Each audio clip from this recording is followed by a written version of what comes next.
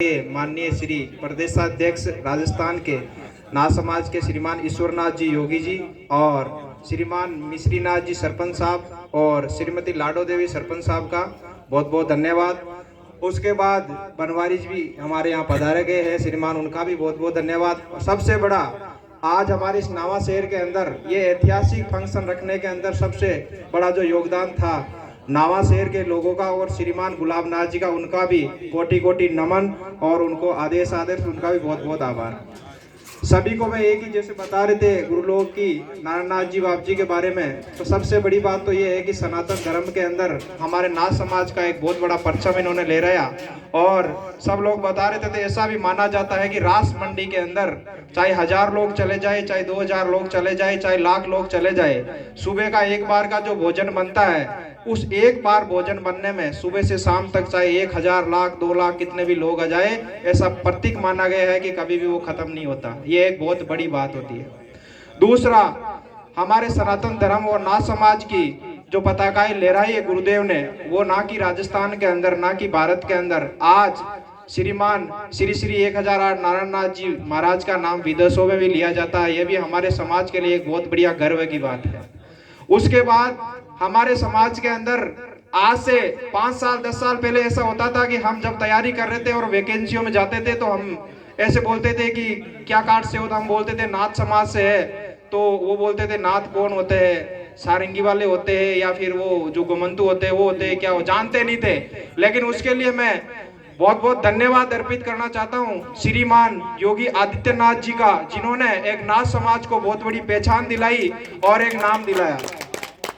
और इसीलिए आज राजस्थान के अंदर भी हमेशा से एक युवाओं को नई उड़ान दी, एक युवाओं को नया हौसला दिया। श्रीमान ईश्वरनाथ जी योगी जी ने एक युवाओं के अंदर जोश भरा और राजस्थान के एक जयपुर से निकले और सोचा कि राजस्थान के हर एक युवा को मैं सोच बदलूंगा, युवाओं के दिल में जगह रखूंगा, और उन्होंने ये करके भी दिखाया। और आज से कुछ टाइम पहले जयपुर के अंदर एक मास संगम नाम से प्रोग्राम रखा था और ऐसा किसी ने सोचा भी नहीं था कि उस प्रोग्राम में इतने लोग इकट्ठे हो जाएंगे। लेकिन उनके लिए मैं श्रीमान ईश्वरनाथ जी योगी जी का कोटि कोटि प्रणाम भी करता हूं और इनको धन्यवाद के पात्र भी मानते हैं। क्यों, लाखों की संख्या में इन्होंने भीड़ की और राजस्थान सरकार को यह बता दिया कि नाथ समाज भी कोई समाज है, इनको आपको हल्के में लेने की जरूरत नहीं है। और उसी के बिहाफ पे आज राजस्थान सरकार ने मान भी लिया। और साहब ने अभी बीजेपी ज्वाइन की थी, तो साहब का हम स्टेटस देखते रहते हैं। जब भी बड़ा प्रोग्राम होता है, चाहे वो अमित शाह जी का हो, चाहे वो राजस्थान के सीएम का हो, चाहे वो पीएम का हो, सर वहां पे इनवाइटेड रहते हैं। हमारी समाज के लिए इससे बड़ा कोई गर्व की बात नहीं होती।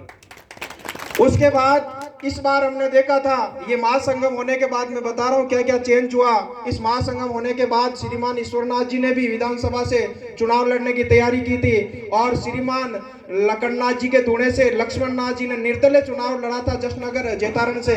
और सबसे बड़ी मजे की बात यह है कि उन्होंने 45,000 वोट लिए थे फर्स्ट बार निर्दलीय के अंदर। उसके बाद हमारे किशनगढ़ के अंदर हम महीना भर इनके साथ में थे। श्रीमान मिश्रीनाथ जी ने भी विधानसभा से तैयारी की और तैयारी करके किशनगढ़ विधानसभा के अंदर भी बता दिया कि नाथ समाज भी कोई समाज होती है। और हम गए थे, कुछ लोगों ने बोला कि आपकी समाज छोटी है और आप चुनाव नहीं लड़ सकते, लेकिन उनको भी बता दिया कि नाथ समाज छोटी नहीं है, परंपरागत चलती आ रही है। जब से शिव भगवान का नाम इस धरती पे आया था तभी से नाथ समाज का नाम भी इस धरती पे आया था। समाज कोई छोटी नहीं है। और इन्होंने भी एक बहुत बड़ा मुकाम किया। जब योगी आदित्यनाथ जी किशनगढ़ के अंदर पधारे थे तो हमारे श्रीमान मिश्रीनाथ जी भी एक मुख्य अतिथि के रूप में उनको माला और शॉल पे ओढ़ा के सम्मान किया था। यह भी हमारी समाज के लिए बहुत बड़ी गर्व की बात है। तो मैंने देखा था कि ये महासंगम होने के बाद नाथ समाज के युवाओं के अंदर बहुत सारी उमंग जोश आई और जगह जगह से इस बार चुनाव लड़ने के लिए तैयार भी हुए थे और चुनाव लड़े भी थे।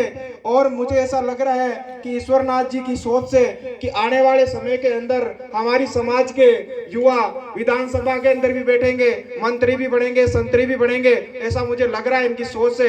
जिस तरह से युवाओं के अंदर एक उमंग, एक जोश पैदा कर रहे हैं, तो मैं चाहूंगा इनका भी कोटि कोटि नमन और प्रणाम।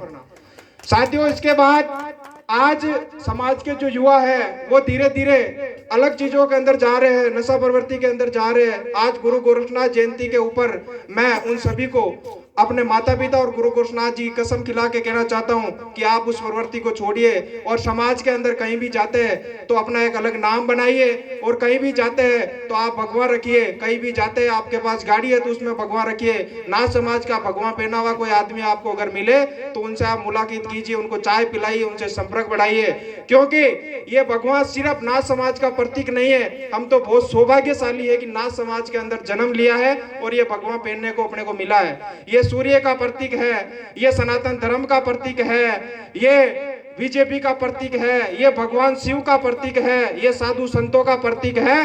तो आप बताइए हम लोग गर्व से इनको पहनना चाहिए कि नहीं पहनना चाहिए? दूसरा, आज बहुत सारे लोग शर्म करते हैं, भगवान रखते नहीं है। बहुत युवा मेरे भाई है, उनको मैं एक ही चीज कहूंगा, आप भगवान रखिए, ये हमारा लाइसेंस है, ये हमारी पहचान है। आज इस देश के अंदर ऐसा बताया जा रहा है, और जब से बीजेपी का राज आया, मोदी जी का राज आया, तब से भगवे की कितनी इज्जत हो गई, वो आप जब गले में डाल के घूमोगे मार्केट में पता चलेगा कि इसकी इज्जत क्या है। तो आज के बाद जितने भी युवा भाई है उनसे मैं एक ही चीज कहूंगा कि भगवान जरूर आप अपने पास रखें। और इसके बाद मैं मेरी वाणी को विराम देता हूं, और सभी माताएं बहनाएं और जितने भी लोग हैं उनको मेरा कोटि कोटि नमक। अगर मेरी बात के अंदर कोई गलती हो तो क्षमा करें, अच्छी लगी तो आप उनको साथ लेके जाए, और अपने बच्चों को, अपने भाइयों को, अपने युवाओं को ये संदेश देगी जितना ज्यादा हो सके भगवान जरूर गले के अंदर रखे। उसके बाद मैं वापस माइक हैंड ओवर कर रहा हूँ सर को। डॉक्टर साहब